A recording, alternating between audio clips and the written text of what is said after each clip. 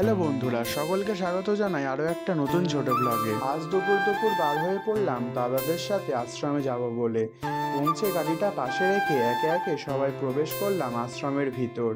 গেটের পাশেই স্বামীজির বাণী লেখা বিভিন্ন বই বিক্রি হচ্ছে।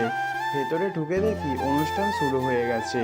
তারপরে আমরা জুতো খুলে উপরে উঠে যাই ঠাকুর দর্শন করতে। গিয়ে ঠাকুর দর্শন করার পরে কিছুক্ষণ বসে থাকি ওখানে। এর পাশেই খাওয়া দাওয়া হচ্ছিল। জায়গা না থাকায় সবাই নিচে খেতে চলে আসি। এসে এখানে সবাই থালা নিয়ে দাঁড়িয়ে পড়লাম। একে একে সবার পাতে খিচুড়ি দিতে থাকে এবং তারপরে চলে আসে আলুর দম। এদিকে খিচুড়ি সবাই নিচ্ছে দেখতে দেখতে আমার সবার লাস্ট হয়ে গেলাম। সবাই খেয়ে চলে গেছে, আমি একা রয়েছি। তারপরে হাত মুখ ধুয়ে চলে যায় সন্ন্যাসীদের নতুন ঘর দেখতে। এইসব দেখে এসে বসে একটু গান শুনতে থাকলাম। আর এটা দেখতে পাচ্ছ আমার বন্ধুর ছোটবেলার ক্লাসরুম।